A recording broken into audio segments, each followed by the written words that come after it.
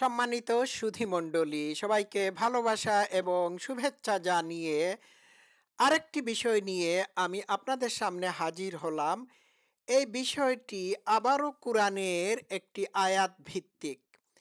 তো নবী মুহাম্মদ নবী মুহাম্মদকে তার অনুসারীরা প্রাকৃতিক বিভিন্ন জিনিসের ব্যাখ্যা বিশ্লেষণ নিজেরা করতে পারত না বলে বিভিন্ন সময় এসে প্রশ্ন করত। আম তারা আম প্রকৃতির অনেক জিনিস দেখতে পেত। কিন্তু এই জিনিসগুলোর মধ্যে বিভিন্ন ধরনের পরিবর্তন তারা বুঝতে পারত না। এইজন্য তারা মুহাম্মদের কাছে এসে প্রশ্ন করত। এবং তারা একটা সদুত্তর তার কাছ থেকে আশা করত।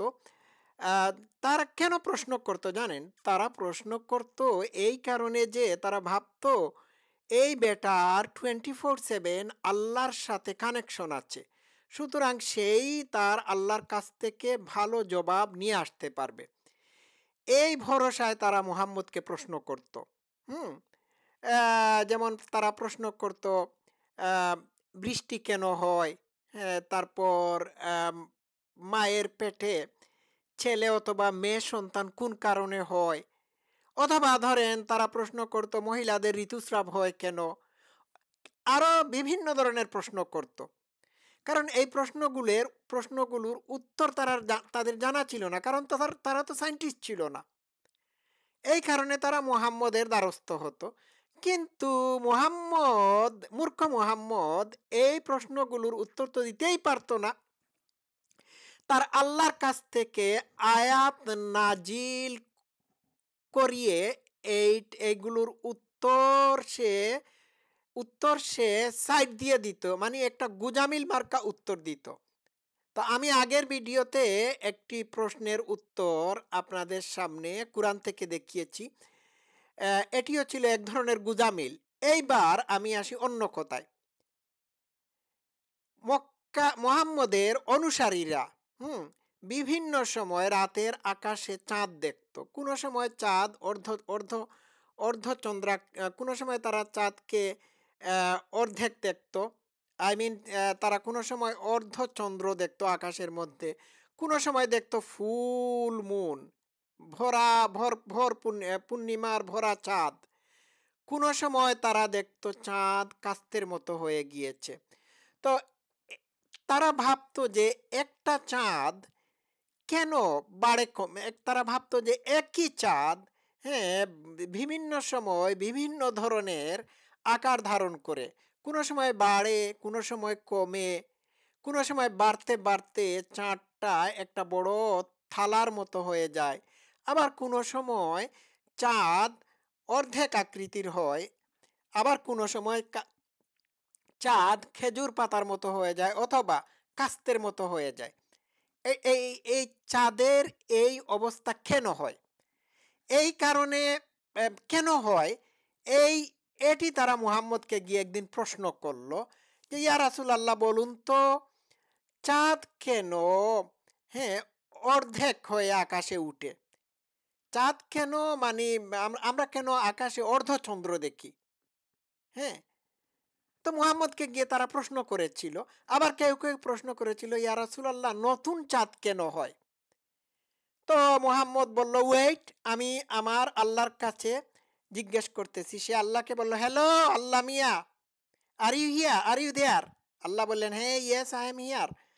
আমার একটা প্রশ্ন। আল্লাহ বলল, কি প্রশ্ন?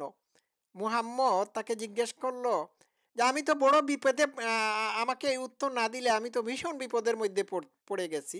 কারণ তারা আমার নবুয়তিতে সন্দেহ পোষণ করতেছে। তা আপনি একটা ভালো উত্তর দিন। আপনি তো চাঁদকে, হ্যাঁ, চাঁদকে সৃষ্টি করেছেন। এটি বাড়ে কমে কেন?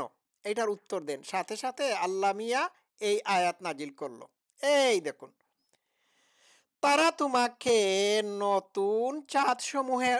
নতুন চাঁদ সম্পর্কে প্রশ্ন করে, বলো তা মানুষের এবং হজের জন্য সময় নির্ধারক। ওয়াও! তারা প্রশ্ন করলো, চাঁদ কেন অর্ধেক হয়ে আকাশে উঠে? অথবা চাঁদ কেন কাস্তের মতো হয়ে উঠে। হ্যাঁ, মুহাম্মদের আল্লাহ আয়াত নাজিল করে বলে দিল, হে মুহাম্মদ, তুমি যে আমাকে প্রশ্ন করেছিলে, হ্যাঁ, এর উত্তর হচ্ছে, বলো, তা হচ্ছে মানুষের এবং হজের জন্য সময় নির্ধারক। মানুষ প্রশ্ন করলো একটা, উত্তর আসলো আরেকটা। মানুষ প্রশ্ন করলো চাঁদ কেন প্রতি মাসে বাড়ে কমে। হুম, প্রতি মাসে চাঁদ কেন বিভিন্ন বিভিন্ন আকৃতি ধারণ করে থাকে, কারণটা কি? নাকি তাদের মনে প্রশ্ন জাগতে থাকলো, এই বাড়া কমার পিছনে কারণ কি? চাঁদ কি ওয়েট লস করে? ওজন, চাঁদের কি ওজন কমে যায়? চাঁদ কি খাওয়া দাওয়া বন্ধ করে দেয়? হ্যাঁ, আবার যখন খাওয়া দাওয়া বন্ধ করে দেয়, যার কারণে চাঁদ শুকনো লিকলিকে, হ্যাঁ, কাস্তের মতো হয়ে যায়, অথবা খেজুর পাতার মতো হয়ে যায়।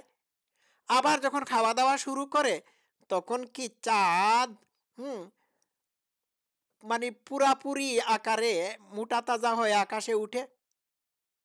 তাদের মনের মধ্যে এই জাতীয় ভাবনা ছিল।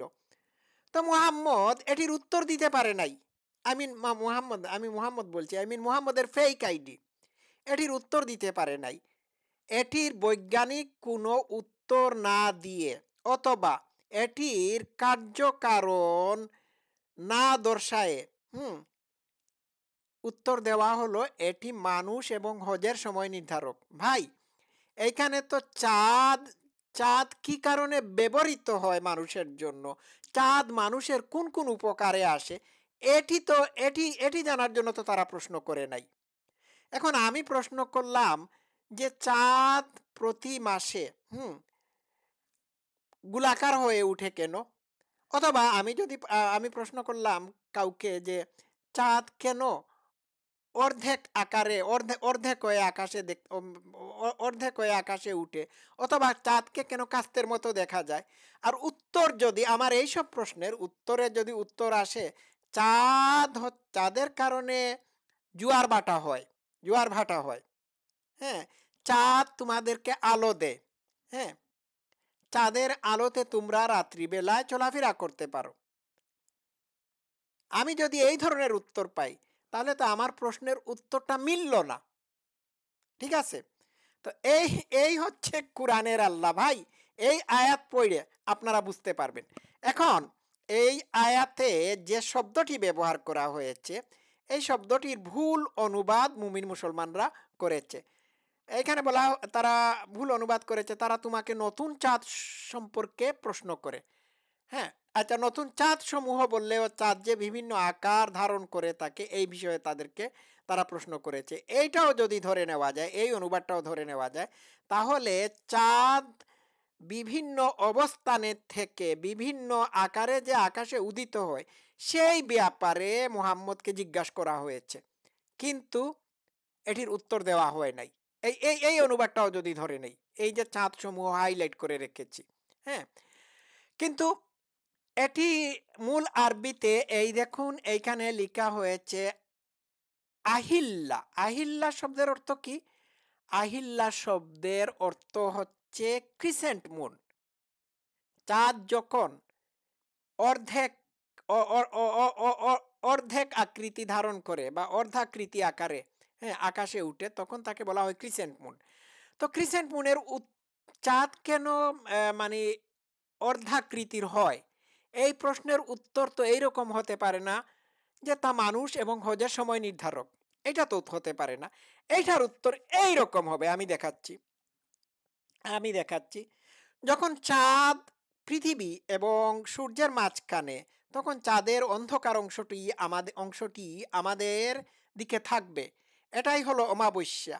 আবার চাঁদ, পৃথিবী ও সূর্য পরস্পর সমকোণে,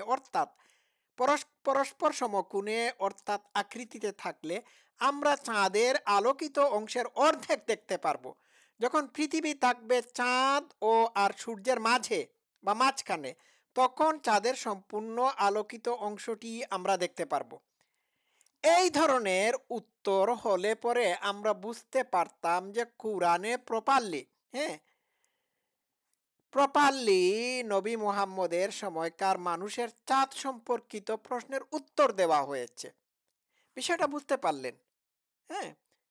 আবার নতুন চাঁদ, এখন এই আয়াতে যদি এইটাও ধরে নেই যে তারা তাকে নতুন চাঁদ সম্পর্কে প্রশ্ন করছে, তাহলে এটির উত্তরও এইটা হতে পারে না। এই যে হাইলাইট করলাম, এই দেখুন, তা মানুষের এবং হজের জন্য সময় নির্ধারক। এটি এটি কিন্তু উত্তর না। হ্যাঁ, এটি হচ্ছে এটি হচ্ছে চাঁদ মানুষের কি কি কাজে আসতে পারে অথবা চাঁদের উপকারিতা সম্পর্কে বর্ণনা দেওয়া। হুম, এটির উত্তর নিউ মুন সম্পর্কে উত্তর কি হতে পারে? এই দেখুন, আমি একটু হাইলাইট করলাম। এটির উত্তর এইটা হতে পারতো, a new moon occurs when the moon is directly between earth and the sun with its shadowed side pointing towards us. You can see a new moon when it crosses the face of the sun during a solar eclipse. New moon occur once every month because that's roughly how long it takes for the moon for orbit earth. এটাই হচ্ছে এটাই হচ্ছে যথার্থ উত্তর। আপনারা অবশ্যই এটির English বুঝবেন। তো আমি আর এটির অনুবাদ নাই করলাম। তো দেখুন, চাঁদ বাড়া কমার পিছনে হুম আহ, চাঁদের ঘূর্ণন প্রক্রিয়া কিংবা চাঁদের অবস্থানজনিত কারণ কারণ কারণ রয়েছে। হুম এইগুলোর কোনো ব্যাখ্যা বিশ্লেষণ না করে আল্লাহ মিয়া উত্তর দিল চাঁদ নাকি মানুষ এবং হজের জন্য সময় নির্ধারক। এটা একটা কথা হইল? এটা ডাজন্ট মেক সেন্স। এটা উত্তর হলো না। এইভাবে কোরআনের আল্লাহ বিভিন্ন সময় বিভিন্ন ধরনের প্রশ্নের উত্তরকে পাশ কেটে ভিন্ন ধরনের একটা উত্তর দিয়েছে। তো এই ধরনের উত্তর তো গ্রহণযোগ্য না। আমি যদি আপনাকে আমার ছেলে যদি আমাকে প্রশ্ন করে, বাবা চাঁদ কেন বাড়ে কমে, চাঁদকে কেন আমরা আকাশে আহ, পূর্ণ মাত্রা পূর্ণ পূর্ণ আকৃতিতে দেখি, হ্যাঁ, আবার কোনো সময় অর্ধেক আকৃতিতে দেখি, আবার কোনো সময় চাঁদকে আমরা দেখতেই পাই না, কারণটা কি? তখন আমি যদি বলি, তুমি যখন চাঁদকে দেখতে পাও না, তখন চাঁদ আল্লাহর আরশের নিচে গিয়ে সেজদারত অবস্থায় থাকে। আবার তুমি যখন দেখতে পাও, হুম তখন সে আবার আরশ থেকে নেমে এসে আসমানে উঠে যায়, রাত্রিবেলা উঠে যায়। অথবা আমার ছেলে যদি আমাকে প্রশ্ন করে, আব্বু দিনের বেলা চাঁদ দেখি না, রাতের বেলা চাঁদ কেন দেখি? আমি যদি উত্তর দেই যে দিনের বেলা চাঁদ আল্লাহর সাথে গিয়ে আল্লাহর আরশের নিচে বসে গল্প সল্প করে, আবার রাতের বেলায় গল্প সল্প শেষ করে আসমানে উদিত হয়, তখন আমরা চাঁদের আলো দেখতে পাই। এটা কি কোনো উত্তর হবে? তো আল্লাহর কোরআনে চাঁদ সম্পর্কিত প্রশ্নের উত্তর তো এইরকমই মনে হচ্ছে। বিষয়টা বুঝতে পারলেন? এটা একটা কথা হইল, বলেন তো দেখি। এখন কেউ যদি প্রশ্ন করে আকাশের তারাগুলো এত ছোট ছোট দেখি কেন, হুম আমার কি উত্তর হবে যে আকাশের তারাগুলো রাতে মিটমিট করে জ্বলতে থাকে। আকাশের তারা দেখে তোমরা মানে গভীর রাতে, হ্যাঁ, যখন ভ্রমণে বের হও তখন তোমরা দিক নির্দেশনা পাও। হুম আকাশের তারা লক্ষ্য করে তোমরা তোমাদের গন্তব্যস্থলে গিয়ে পৌঁছতে পারো। আকাশের তারা রাত্রিবেলায় তোমাদেরকে আলো দেয়। অথবা আমি যদি উত্তর দেই যে আকাশের তারাগুলো আকাশকে সুশোভিত করে রাখে, তাহলে তো উত্তর হলো না। এটা তো বৈজ্ঞানিক উত্তর হলো না। আকাশের তারা ছোট কেন, হ্যাঁ, এটার উত্তর তো এইটা হলো না। তো বিষয়টা এইরকমই, চাঁদ ছোট কেন, বড় কেন, চাঁদ গোলাকার কেন, এইসব প্রশ্নের উত্তর তো এইরকম হতে পারে না যে চাঁদ মানুষের খুবই উপকারে আসে। হ্যাঁ, চাঁদের মাধ্যমে মানুষ মাসের হিসাব হিসাব করে থাকে। হুম এটার তো উত্তর এটা হলো না। আর এখানে যে আল্লাহ বলল, হ্যাঁ বলো তা মানুষের এবং হজের জন্য সময় নির্ধারক। আরে ভাই, আজকের যুগে চাঁদ দেখে মানুষ, হ্যাঁ, সময় নির্ধারণ করে না। মানুষের কাছে ঘড়ি আছে, মানুষ চাঁদ দেখে সময় নির্ধারণ করার প্রয়োজন নাই। কয়টা বাজলো তা মানুষ মোবাইল ফোনে, হ্যাঁ, ল্যাপটপে অথবা ঘড়িতে দেখে বের করতে পারে। এবং ঘড়িতে দেখেও চাঁদের সময় বের করার কোনো প্রয়োজনীয়তা নেই। মানুষ ঘড়িও ব্যবহার করে না। বুঝতে পারছেন? Digital world. হ্যাঁ, এই হচ্ছে কুরআনের আল্লাহ। আসল জায়গা মতো তো ধরলাম। এইবার আপনারা এই আয়াতটি নিয়ে ভাববেন আপনারা, প্লিজ। আরো নিয়ে আসতেছি। আজকে এই পর্যন্ত থাকুক। সবাই ভালো থাকবেন। Love you all.